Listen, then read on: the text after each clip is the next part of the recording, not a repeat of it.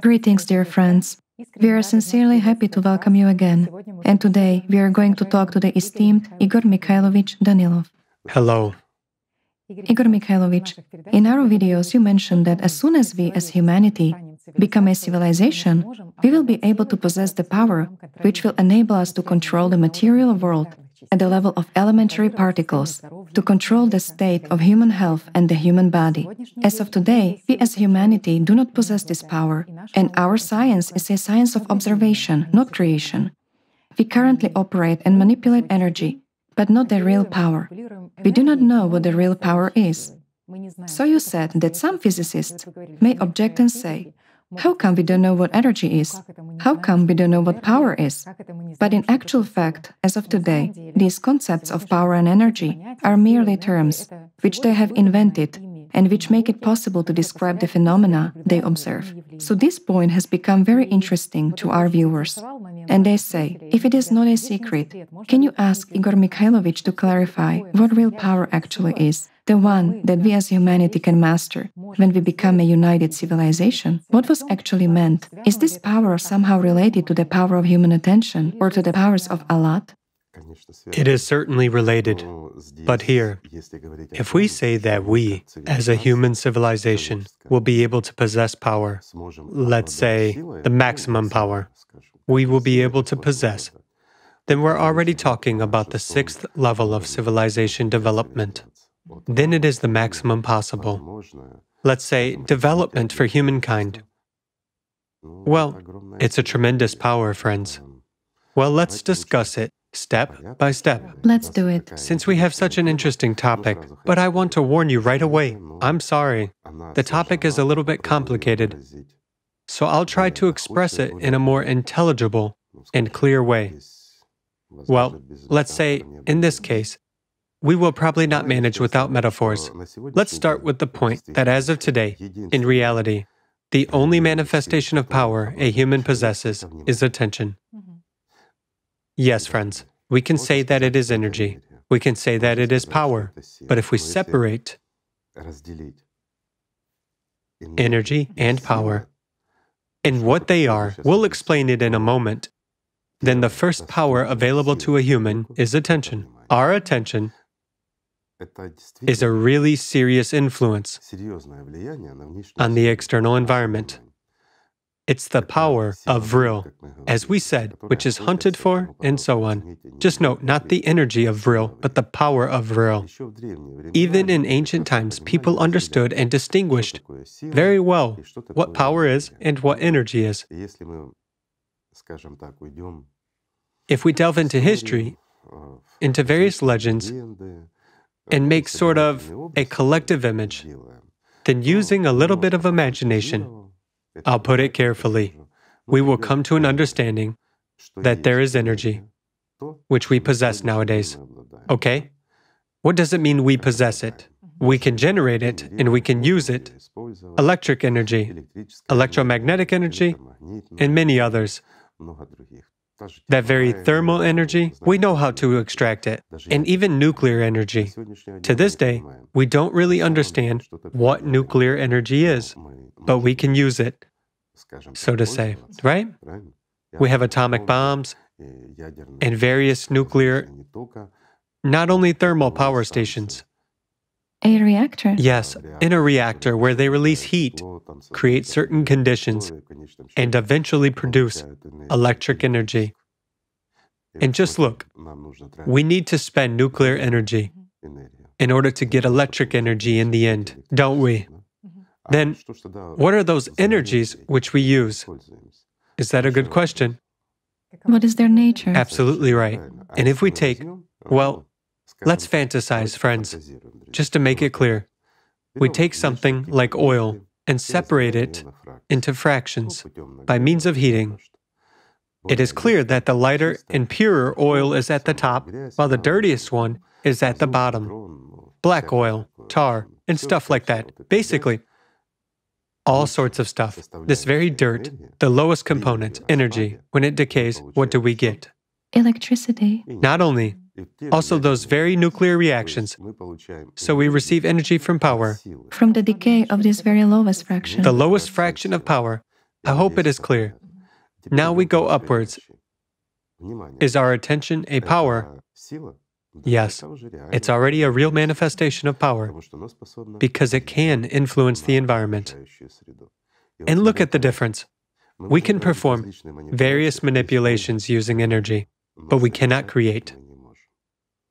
That's the point.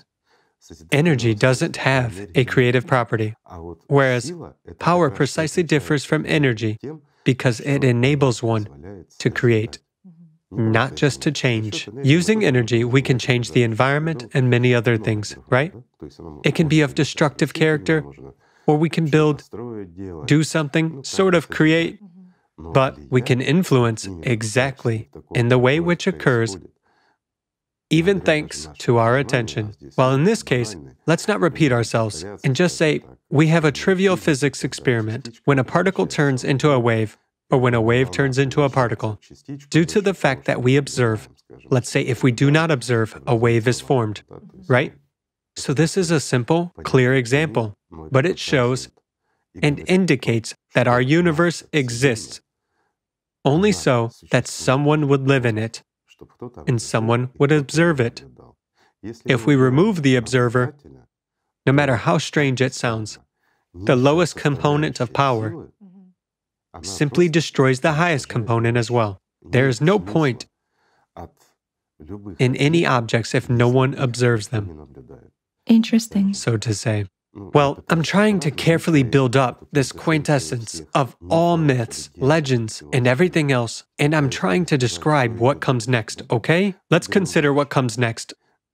That energy which will be revealed to us if we build the creative society. It's not even energy, but power. It is the power of transformation. This is really something.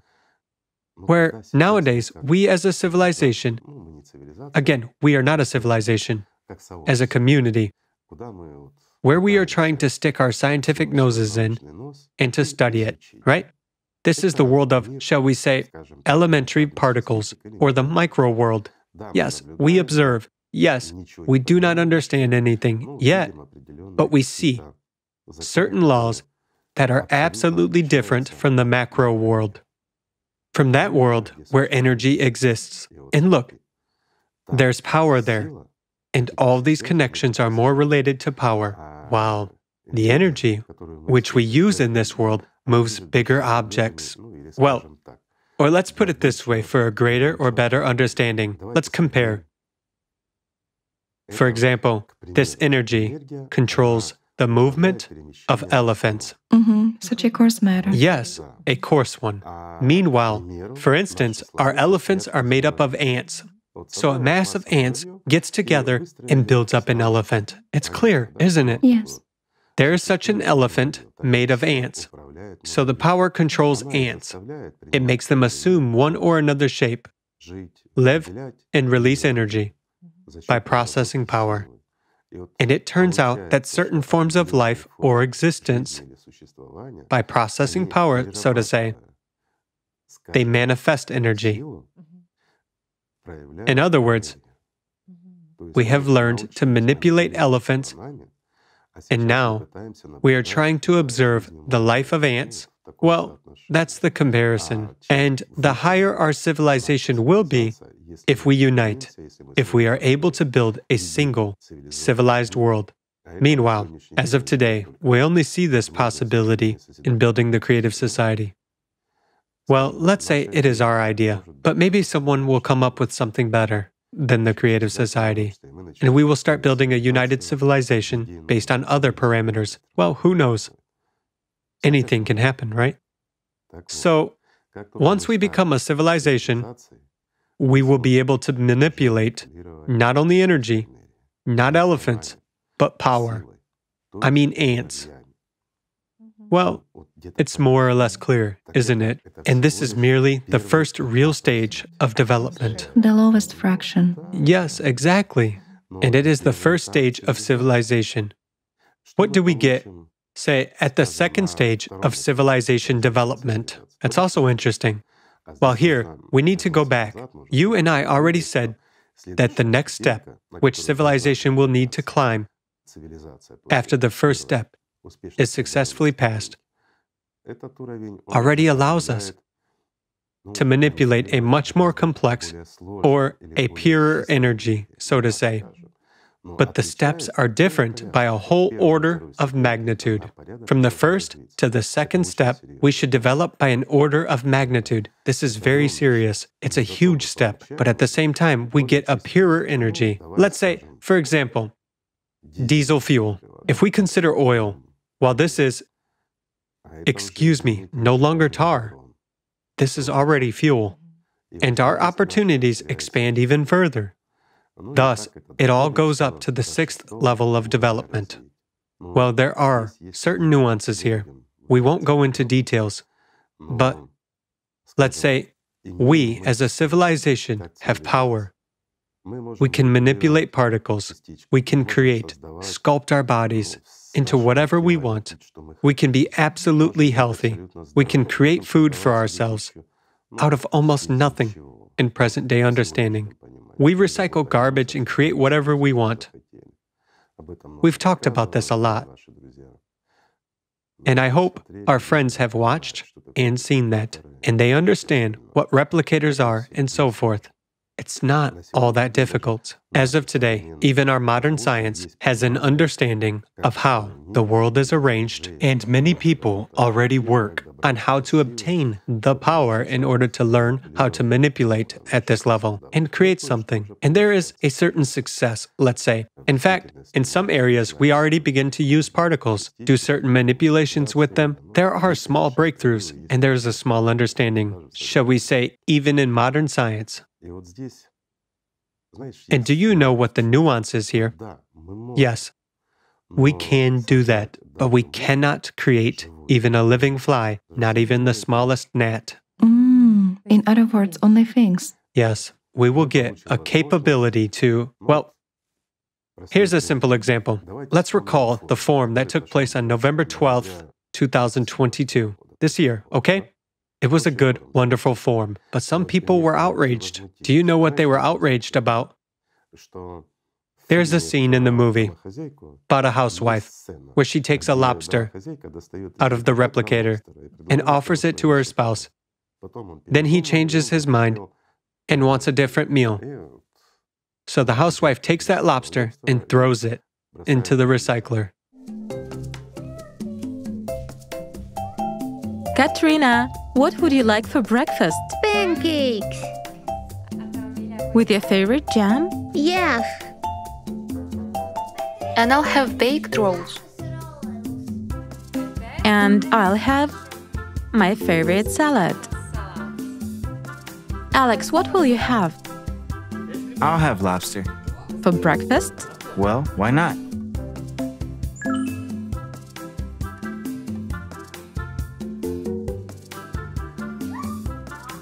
Lobster. A lobster? Is that a lobster? Oh my God, No, I'd rather have steak. At least I'm used to it. it is so ugly.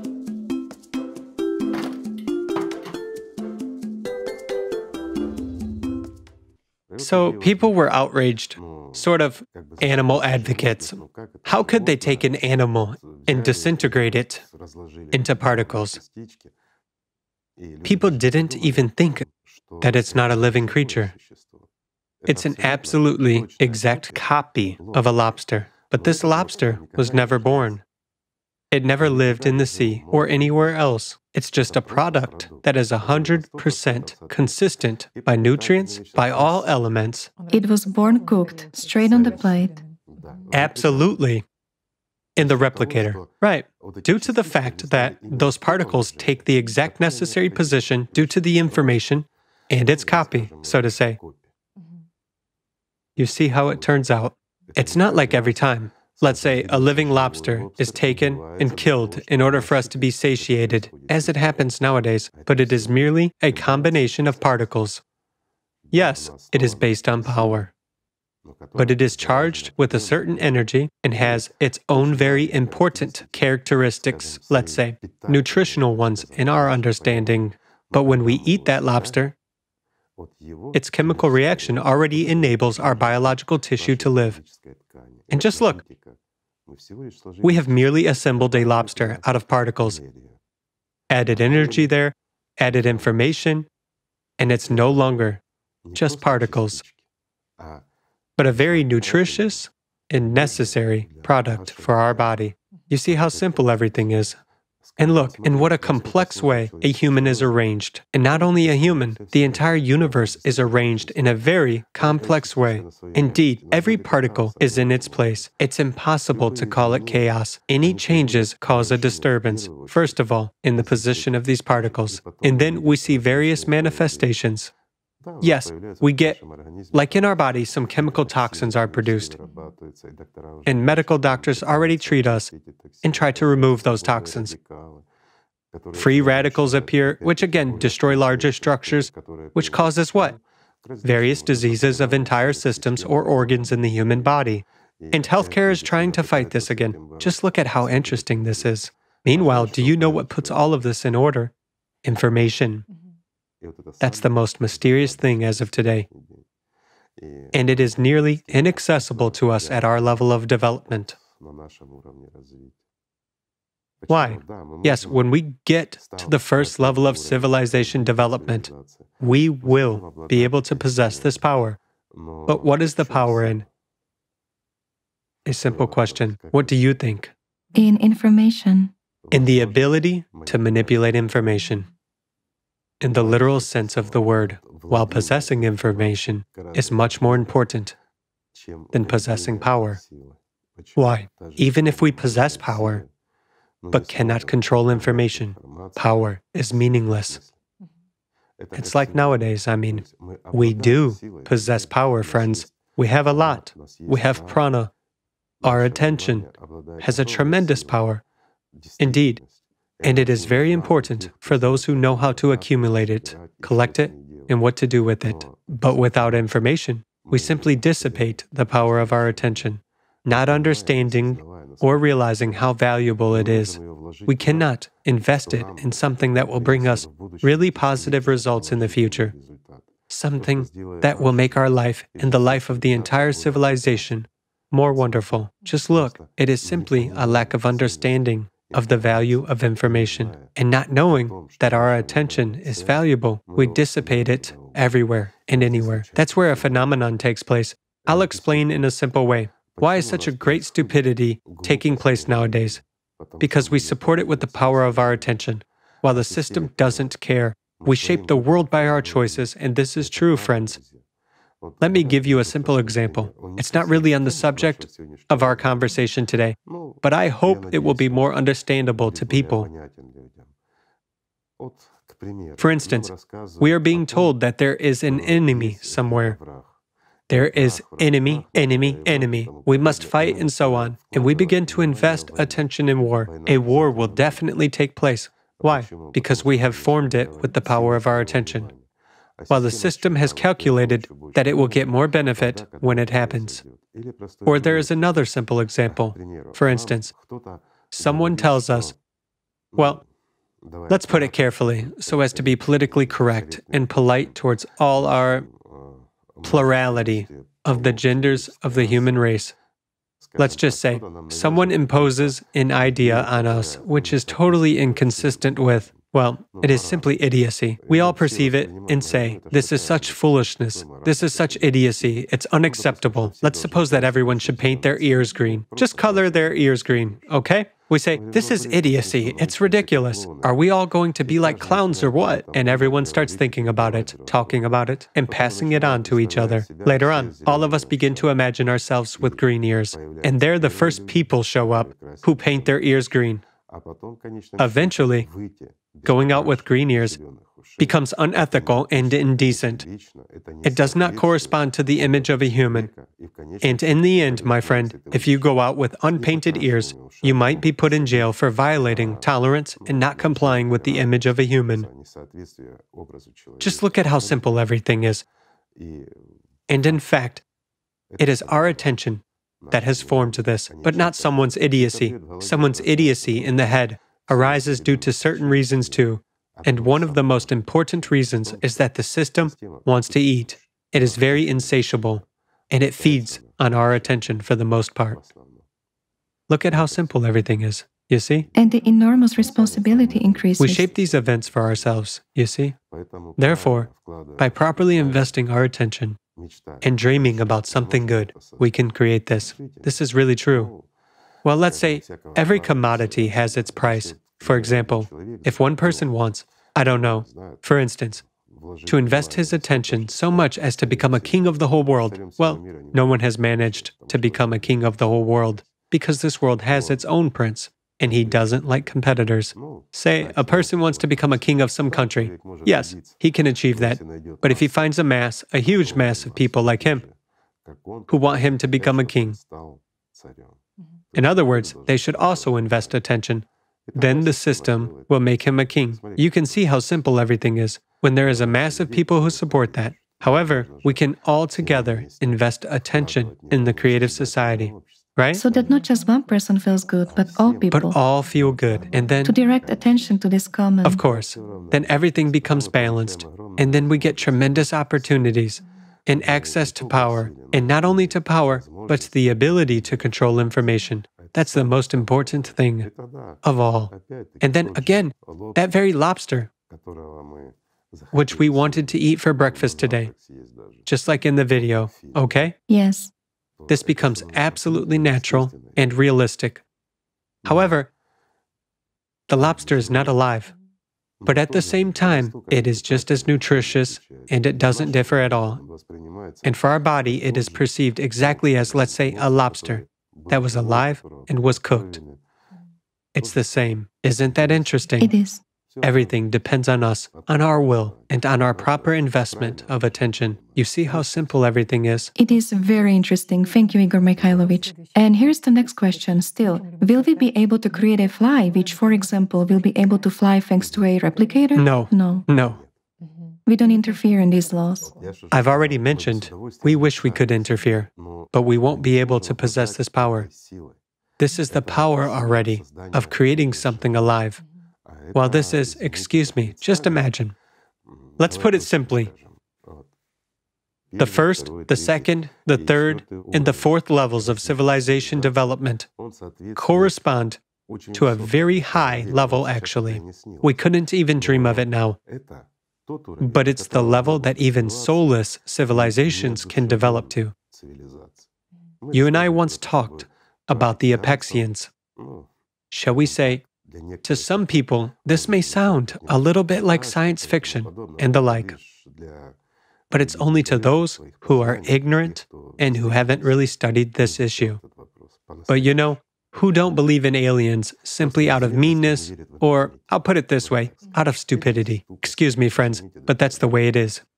Our history fully proves, as well as those very artifacts and many other things, that past civilizations have left on our planet.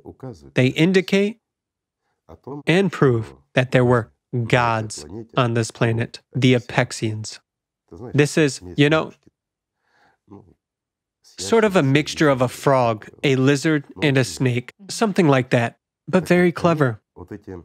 So these very clever reptiles, well, and not only them, let's say any soulless civilizations, but very, very clever ones that are much cleverer than us. No matter how offensive that may sound to humanity, they can only evolve to the limits of the coarse material universe. Let's put it so. What does coarse material mean? This is the level, let's say, the fourth level at the most. No matter how they want it, humanity can also develop to the fourth level and still remain not too soul-filled, so to say, but still with a material interest, with such a bias. Yes, there is such a possibility for humanity to still make mistakes. If we take the fifth level of development, the fifth stage which we may reach as humanity, in that case, physical bodies already disappear completely. Isn't it interesting? As for the sixth level, it is even higher, but it's the maximum which, let's say, a civilization can reach. Those are incorporeal forms of existence, the highest ones. What does that give? It's also interesting to look at it, isn't it? If we look at the root of the issue of why this happens and what it gives, then a septon, excuse me, friends, we again return to the Alatra physics. The structure of the world, everything, all our visible world is a play of shadows of septons. A septon is arranged in the following way. Let's say there is a small flame of Alat which creates light. That's for our understanding. This is how that very septon is described. And there are mirrors around it, right? And the play of these very mirrors creates shadows. So the 4 stages of civilization development are manipulation of shadows. This is interesting, isn't it? Yes, it is. As for light, we begin, or let's say, we will be able to manipulate light. At first, weak light, and later on, strong light. At the 5th and 6th stages, at the 6th stage of development, we already manipulate, not pure a lot. No, we are still confined here, and we cannot manipulate pure a lot. But this is already quite... It's the highest fraction of power, so to speak. So here we directly see, let's say, how much we depend and what opportunities are created for our fulfillment as a civilization. For our fulfillment and development. And what opportunities we obtain. So the most interesting thing is that we as a civilization will be able to create, let's say, a living fly, even the smallest gnat, only after reaching the 5th stage of development. Is that interesting? By manipulating the light itself already. Yes, we will be able to create something out of nothing. Is that interesting? However, we can encounter a lot only when we become free, right? Pure a lot, right. When we become this light ourselves, as it turns out. So what is the paradox here? What distinguishes soulless creatures from soul-filled beings? For the soulless, the access to a lot is closed. The only place where they can take, let's say, a pure fraction of energy, even power. It's not energy, it is power. Firstly, it is human attention. And secondly, it is, shall we say, to obtain it in small, very small doses from soul-filled beings. Well, attention gives even more in terms of energy costs and everything. And basically, this is acceptable and more profitable for them. It is more profitable, more interesting for them. Yes. But we shouldn't forget that a human being is very interesting in his structure. Very interesting indeed. If we consider what is there in a human, after all, there is prana in a human, while prana is energy. Yes, right. Well, it borders on power very closely. On power. This is, so to say, that very tar which begins to disintegrate. I'll put it this way, you see, this is both energy and power. However, there is also pure a lot in a human. Why? Because there is a soul in a human, friends, while the soul is the purest a lot. So the primary mixture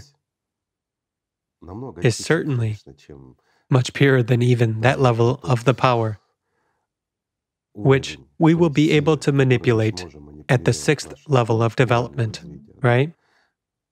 So this is our personality.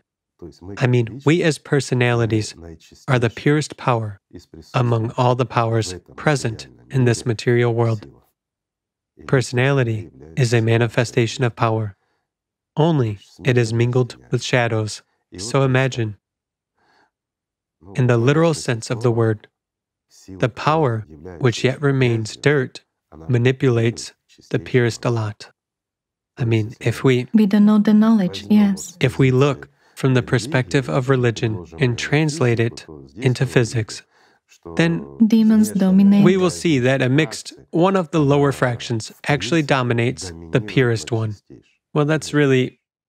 When there is understanding, when there are no keys, when there is no knowledge, how much demons rule? And when you don't understand that you are... Yes, right. They dominate. Of course, especially when you don't understand that you are personality, that in fact, you are to a greater extent a part of the spiritual world than of the material world. So here, our choice or freedom of choice is precisely in choosing by a person whom to be and how to live. It's all very simple.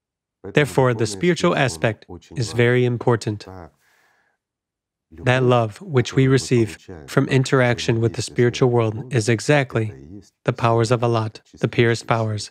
And the more personality receives them and can accumulate them, the purer personality itself becomes, the more it gets rid of shadows. It's like a septon that throws off those mirrors, and by becoming a luminary, it simply transitions into light. That's a merging of light, you see? I mean, this is interesting.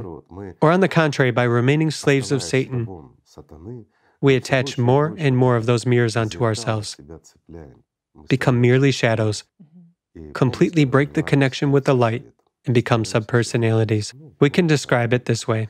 I'm sorry, friends, for these metaphors and explanations, but let's just say that talking on these subjects is always difficult. It is. So in order to be understood by as many people as possible, we have to tell it this way.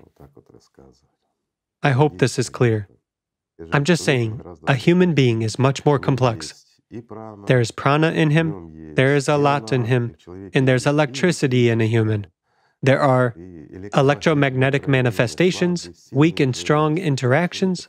A human is a very interesting structure. Igor Mikhailovich, you once said that a human has a great potential to increase his lifespan beyond the species limit. Of course. And a human can live even 1500 years.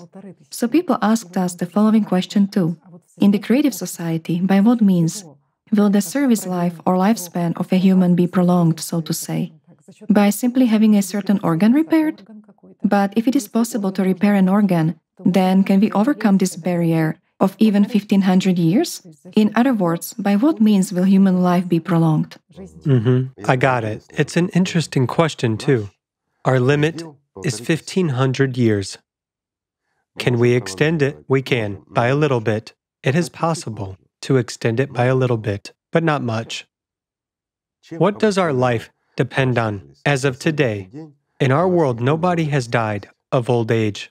Over, let's say, several millennia for sure. What do people die of? Of diseases. Yes, by the way, the top causes of deaths are diseases. Diseases. Wear and tear, of course. Prana has run out, while the available amount of prana actually corresponds to our real age. Okay, a lot of people will say, we are getting older, gravity's affecting us, free radicals are destroying our bodies, and so on, and so forth.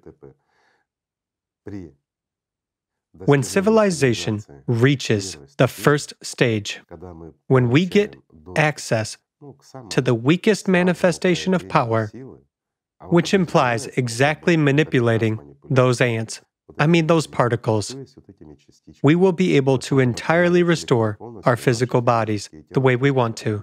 Thus, if it depended only on that, we could live forever. Well, living forever is impossible, but at least as long as the universe will live.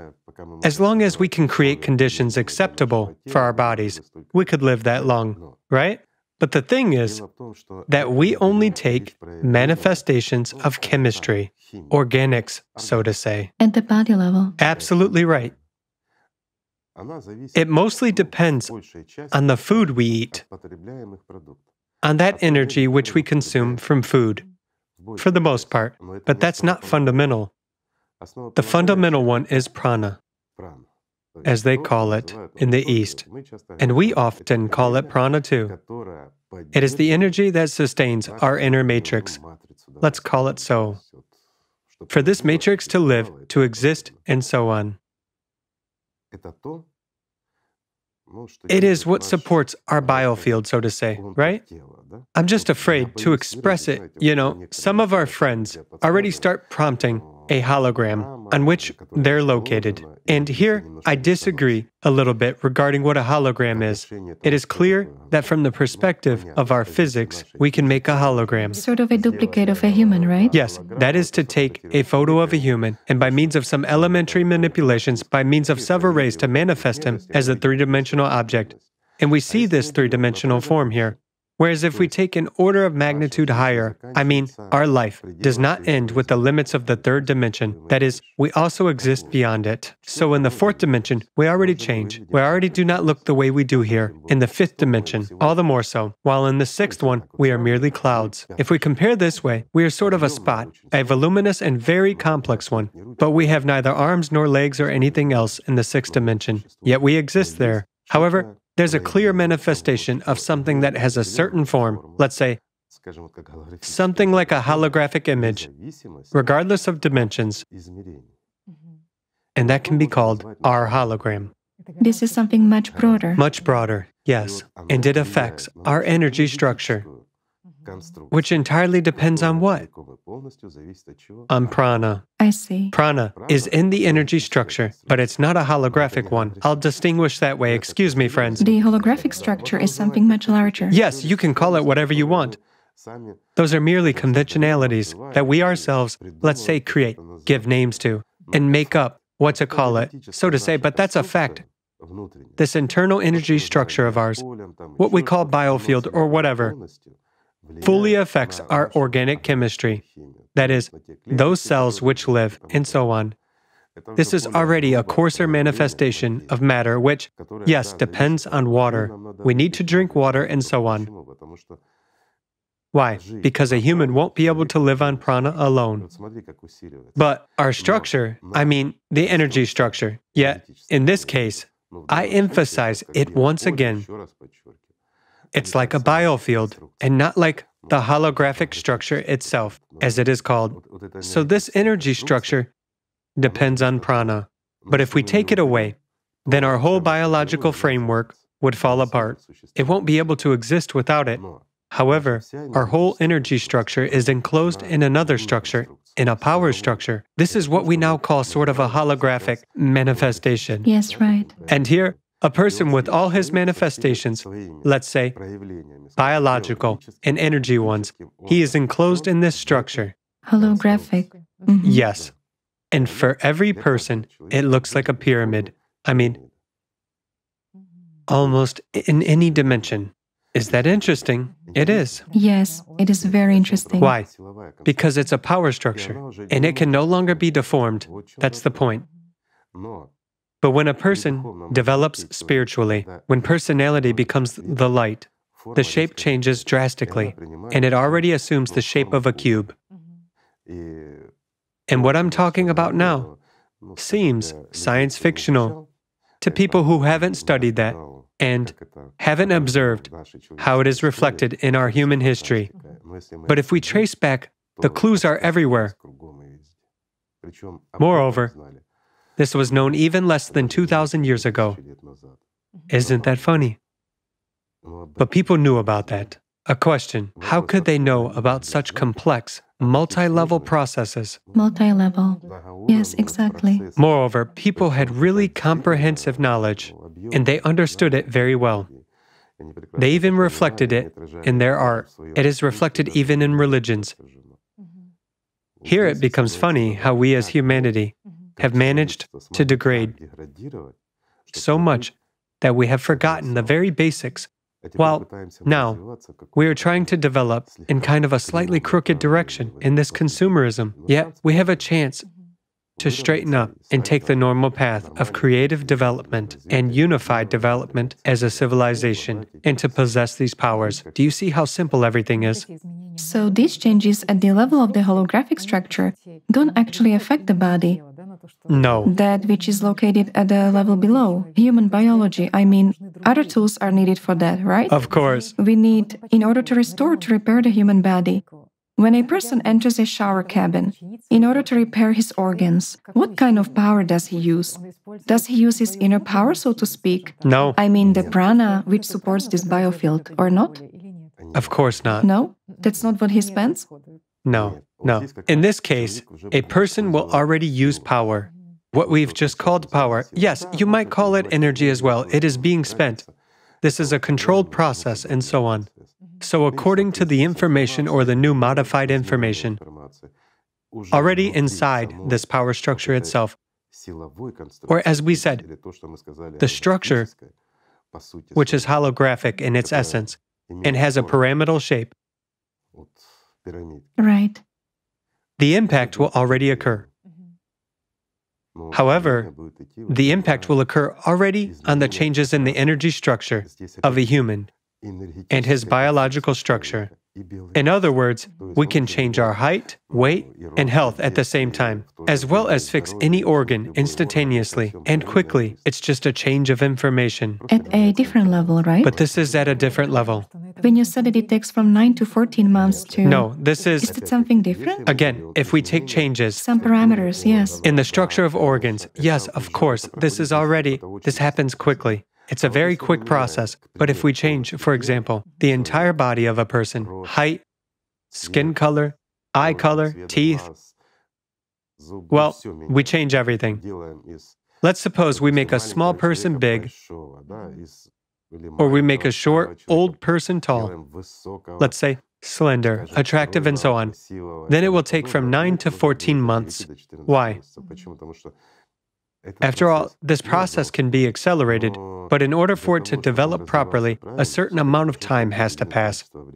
So here, during the exchange of the cells themselves, their arrangement, composition, quantity, and everything else change. You see how it affects? Everything must proceed in a natural way. Then it is right. So a specific matrix is set, according to which the body should then... Absolutely right.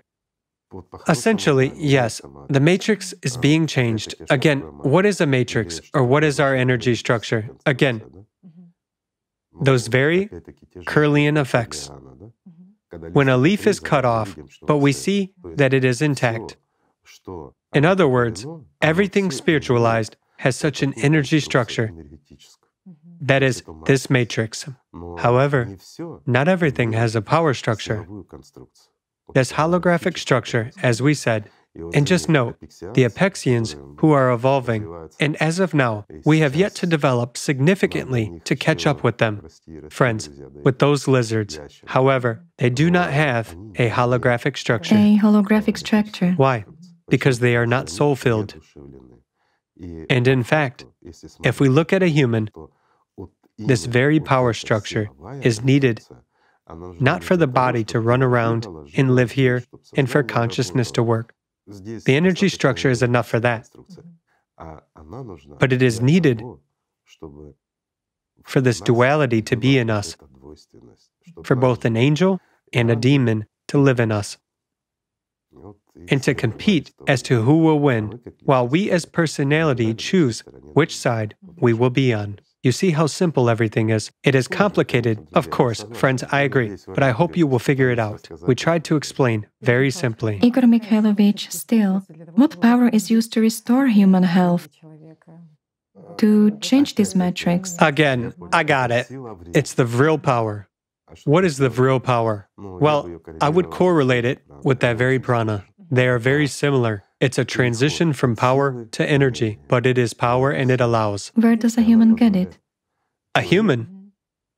Let's put it this way. A human is born with a full tank. This is like when a car is released from a factory with a full tank. So if a person drives properly, carefully, and everything is as it should be, then basically this tank is enough for him to cover, let's say, 200,000 miles, or 5 years, or simply put, for the entire service life of the car. This is enough for a human to live 1,500 years. But since we have such a life, we spend this prana very quickly. And in this case, emotions. Not only. Not only? Here, we should take third forces into account. We are surrounded by leeches who also want to eat. We live in the ocean of life, in the ocean that we do not see. After all, our energy structure doesn't exist in the third dimension. We don't see it. It is higher. In order for us to see that very biofield, as we said, according to Kirlian, when we cut off a leaf, we see its contours. Right, the matrix. The matrix, yes. Exactly in order to see this matrix, we need to create certain conditions. But it manifests itself very well, one floor higher, so to say, in the fourth dimension or in the fifth dimension. Everything is already clearly in its proper places. A view from above. While in the sixth dimension, it already looks completely different. Well, yes, a view from above. Let's put it this way.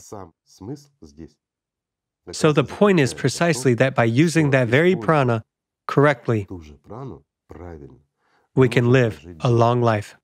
However, given that we now live exactly the way we lived before, everyone is preoccupied, everyone is in problems, and the more problems we have, the more expenditure we are open to third forces. Or to put it simply, friends, the farther we are from God, the more demons we feed. Excuse me for such a simple expression, but it's true. This doesn't mean that if in this world a person starts kneeling and lighting candles from birth, he will live 1,500 years. No. The main point is to develop our inner potential as personality. That's what is important. That's what influences the expenditure. But we lost the tool, let's say. From the moment of emergence of the consumerist format and its creation, we have lost the mechanisms of even bringing up children or awakening a human as personality at an early age. Therefore, we have become open. We have literally become fodder for all sorts of third forces. We empty the tank. Yes, just that. It's the same as we would have a tank with a bunch of holes in it. So instead of 1,500 years, we drive 600 miles. And that's it, you see? Right. And it's not a fact that in the creative society, a person will immediately reach the indicator of 1,500 years because most likely a person's way of life won't change immediately, no? I wouldn't say so. No. The thing is that in the creative society, when we gain an opportunity precisely to manipulate power, precisely to control power, we will easily be able, it's like a welding machine. Let's put it so. To pitch up. Right. We will be able to patch up those holes in the tank and to fill it up as much as we need, without any problem. The thing is that we won't be able to exceed the service life of the car itself, that is, its body. Yes, we might repair the chassis or fix the engine a little bit, but there is a lifespan which we cannot exceed. Perhaps we will cover not 200,000 miles that are assigned to us, but 220,000. It makes no difference. It's not much. In other words, this energy structure has a service life. Yes, it does. That is determined by this prana, which... It is. I wouldn't say it's the energy structure. There is a maximum service life determined by the power structure itself. It cannot exist in this world longer than that. In other words, if the power component leaves, hence everything will fall apart. While in order to affect the power structure itself, this very holographic one, an impact from the other side is needed, meaning the will of God, so to speak. A human would not be able to. So everything is very simple here. You see? As for filling up the tanks, we will certainly be able to do that. And just look how it turns out. It's the same as I have brought up a parallel with the car for a reason. That is, a new car is produced with a full tank. We quickly spend it, patch it up, and we can fill it up as much as we want until it runs its entire service life. What is fueling and refueling of this tank? This will be a shock. First of all, there are several ways. This is what, let's say, the highly evolved Apexians use: our attention, our alat, and our prana. What the so-called dark forces use is mostly our prana. Yes, Kanduks in particular. Those very Kanduks, yes, they use people's life and so on. But there is also another option. Everything that is living, everything that is spiritualized. Spiritualized means that it has fueled tanks. Let me give you a simple example. Let's suppose you and I are riding in a car. You are at the wheel, you are the driver, while I am just, you are giving me a ride, and you run out of gasoline. There's not a single gas station around. There are no cars, but there are plenty of abandoned mopeds, let's say, with small tanks that contain half a liter or a liter of gasoline in them. Can we drain it and fill up our tank? Of course. We can do it easily, right? So in each of us, there's a mass of diverse bacteria. You and I discussed this. Yes, sure. That it's a boon for us. Viruses, bacteria, parasites, right. Of course. These are all living creatures. Yes, they are pathogenic, but they are living and they have crumbs of energy in them. All those who glow according to the Kilian effect. Certainly. Quite right. So we can take this power, which is already power, and thus fill up our tank. Again, this is sacrilege. Animal advocates may be against it, but on the other hand, everything that exists in this world was created for a human in his development, so to speak, right? Right. Let's take a sea turtle. Its tank is intended for almost as much time as that of a human, right? We take a little turtle that is raised artificially. Yes, its life is taken away, but the human life is replenished. Is that a bad thing? Whereas nowadays, we cook turtle soup and eat it. Is that normal? Some people will object. It shouldn't be this way in the creative society. But you, those who object, will actually be the first to run and raise those turtles or catch them in order to prolong your own life once you taste the fruits of the creative society, at least a little bit. When you have everything, your opportunities are just splendid. But you are lazy and don't want to develop spiritually. You have no temptation to die, but you have a temptation to live. And so it begins. Right? Your opinions drastically change in favor of life. The worldview. Absolutely right. Isn't this true? You know, there are people who start arguing. They pity animals much more than other people. Yet, when the question is about them, they have no pity for people and no pity for animals, but only for themselves. I can say about such people that they are either spiritually lazy to develop as personalities, or they are hindered by the same parasites that may prolong their lives in the future. How do they hinder them? Well, how? Let's take ordinary toxoplasma. Okay? It's an intracellular parasite that inhabits even brain cells and disturbs the function of those very neurons and their interconnections. The connection between consciousness and personality is already disrupted, and a person is no longer able to realize many things. Toxoplasma can actually control a person. I mean, it can turn a person into such a down-to-earth consumer and prevent him from developing intensively in the intellectual plane. But what is the advantage of the creative society in this case?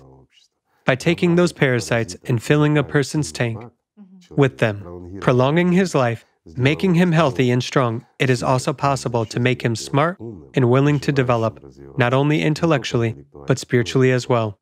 His connection is restored, Certainly. and the potential becomes greater, which can be directed. Although here, we've taken only toxoplasma, while there are a lot of various neuroinfections, the Epstein-Barr virus, and all the rest. That's what really has an influence. Just look at how advanced and useful this is. And the most important thing, friends, is that we really have an opportunity to build this. This wonderful future is at an arm's length distance. Indeed, if we extend our hands to each other and join them within 5 years, we will build such a society. Isn't that wonderful? It seems to me it's worth it, right? But for a start, we should simply learn to love each other, right?